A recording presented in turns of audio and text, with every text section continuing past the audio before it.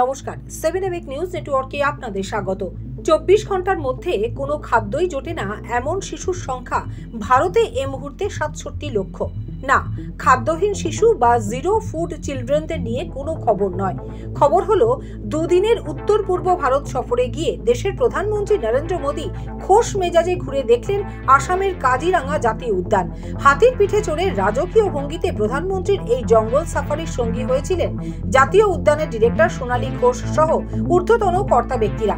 জীবনে প্রথমবার কাজিরাঙ্গা সফরে এসে প্রধানমন্ত্রী উপভোগ করলেন বন্য সৌন্দর্য, কথা বললেন বনকর্মীদের সাথে, নিজের হাতে খাবার দিলেন সুসজ্জিত কুমকি হাতিদের। গতকাল রাত থেকে নিখোঁজ থাকার পর আজ সকালে বেগুন খেতে বছর 32-এর এক মহিলার দেহ উদ্ধারের ঘটনা ঘিরে চাঞ্চল্য ছড়ালো মুর্শিদাবাদের বহরমপুর থানার অন্তর্গত বাসুদেবখালী অঞ্চলের ফুদকিপাড়া এলাকায়। মৃত মহিলার নাম বিশাখা মণ্ডল। গ্রামের সাধারণত নির্বিবাদী বলেই পরিচিত ওই মহিলার এহেন পরিণতির কারণ সম্পর্কে এখনো সন্দিহান স্থানীয়রা। অন্যদিকে খবর পেয়ে ঘটনাস্থলে পৌঁছয় বহরমপুর থানার পুলিশ এবং তারপর মৃতদেহ উদ্ধার করে ময়নাতদন্তের জন্য তা মুর্শিদাবাদ মেডিকেল কলেজ ও হাসপাতালে পাঠায় তারা। এ ধরনের ঘটনার পুনরাবৃত্তি যেন না হয় তার জন্য এই মর্মান্তিক ঘটনার দোষীদের উপযুক্ত শাস্তির দাবি জানালেন স্থানীয় বাসিন্দারা।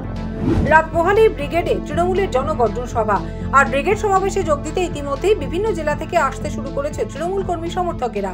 তাদের মধ্যে বেশিরভাগই থাকবেন কলকাতায়। আর শনিবার বিকেল থেকে যে সমস্ত কর্মী সমর্থকেরা পুরুলিয়া, বাঁকুড়া, বীরভূম জেলা থেকে আসবেন তাদের থাকা খাওয়ার ব্যবস্থা করা হয়েছে উত্তর হাওড়ার শ্রীরাম বাটিকা এবং শ্যাম গার্ডেনে। পুরো ব্যবস্থাপনার দায়িত্বে রয়েছেন উত্তর হাওড়ার বিধায়ক গৌতম চৌধুরী। ব্রিগেডমুখী প্রায় 25,000 মানুষের জন্য এই আয়োজন করা হয়েছে। খাবারের তালিকায় থাকছে ভাত, ডাল, ডিমের তরকারি। দলীয় কর্মীরা খেয়ে রাতে বিশ্রাম করে আগামীকাল সকাল থেকেই ধাপে ধাপে রওনা দেবেন ব্রিগেডের উদ্দেশ্যে। সম্ভবত ব্রিগেডের সভা থেকেই মুখ্যমন্ত্রী মমতা বন্দ্যোপাধ্যায় আগামী লোকসভা নির্বাচনের আনুষ্ঠানিক প্রচার শুরু করে দেবেন। সে কারণেই এবারের ব্রিগেডে যোগদান করতে রেকর্ড সংখ্যক মানুষ আসবেন বলেই দাবি বিধায়কের। চলতি মাসের 6 তারিখ গঙ্গার নিচের মেট্রোপথ ইস্ট ওয়েস্ট মেট্রোর উদ্বোধন করেছিলেন প্রধানমন্ত্রী নরেন্দ্র মোদী। শনিবার মেট্রো কর্তৃপক্ষের তরফে ঘোষণা অনুযায়ী এবার সাধারণ যাত্রীদের নিয়ে আগামী 15ই মার্চ থেকে গঙ্গার নিচ দিয়ে ছুটবে মেট্রো।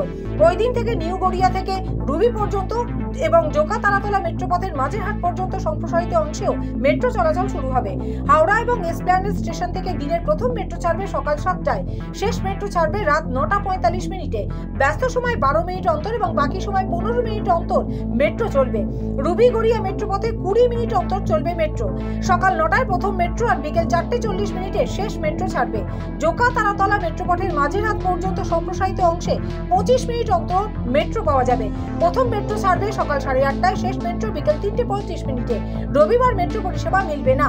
গঙ্গার নিচ দিয়ে 520 মিটার সুড়ঙ্গ পথ পার হওয়ার সময় ট্রেনে বসেই তা বুঝতে পারবেন যাত্রীরা। ব্যুরো রিপোর্ট, 7 এভিক নিউজ নেটওয়ার্ক।